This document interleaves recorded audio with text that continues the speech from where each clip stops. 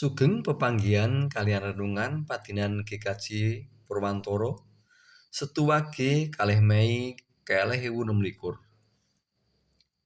Renungan padinan kapandhet saking Ibrani 13 ayat 12 dumugi 21 nulat Gusti Yesus pangon kang pinunjul.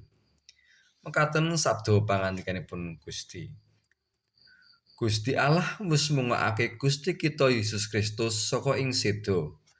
Lan saiki panjenengane jumeneng pangon kang pinunjul tumraping para mendha kagungane. Lan iya sedane kuwi sing dadi caping perjanjian langgeng. Muga-muga Gusti Allah tuing katentreman mraboti kowe srana samubarang sing becik sing kok butuhake kanggo ngladosi kersane. Muga-muga lantaran Gusti Yesus, Gusti Allah marengake kita padha nindakake perkara-perkara sing gawe renaning penggalihe. Lan supaya Sang Kristus kaluhurake ing selawase. Haleluya. Amin.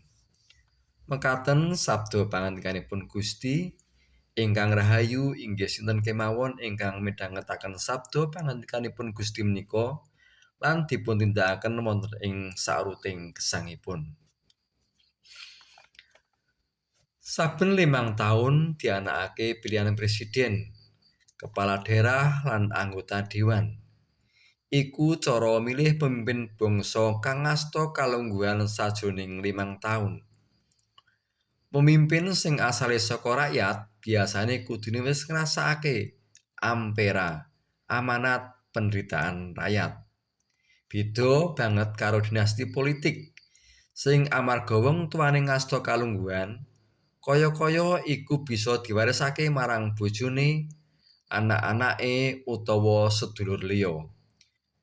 Nanging iya pemimpin sing maju saka ngisor utawa tedhak turune keluarga sing ngasta panguwasa, godane iku padha wae. Nalika wis lari marang tujuane, kesilep bondo, kuwasa lan pakurmatan donya. Ing crita wayang ana lakon Petruk dadi ratu, dadi kemaki lan kemaruk dumeh ngasta kalungguhan lan kuwasa minangka ratu. Gusti Yesus dadi pangon kang pinunjul amarga wis sedya ngesorake diri lan makarya minangka abdi. Malah ngorbanake sarane nglampahi seda kanggo nyelametake umate.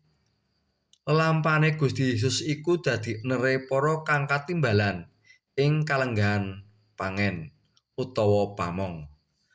Lan Gusti Allah nimbali para kagungane nderek makarya iku srana maringake sakabehing piranti kanggo leladi nulat lampane Gusti Yesus pangon kang pinunjul. Kamulyan lan kaluhuran iku diawiti anggone sedya ngesorake diri lan ladi minangka dadi abdi kang ngorbanake diri. Iba endahe urip bebarengan nalika kang dadi nere para pemimpin iku tuladhane Gusti Yesus sang pangon pinunjul. Makarya leladi malah ngsorake diri dadi abdi.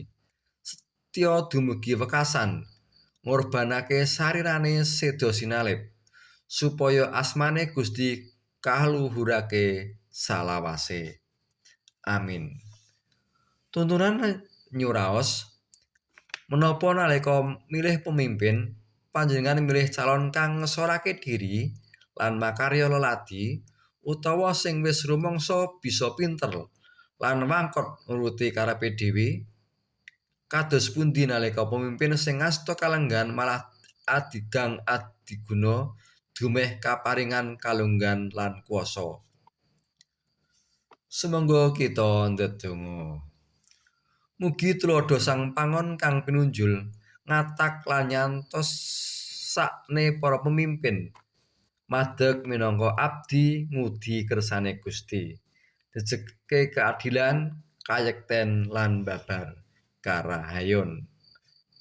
Amin.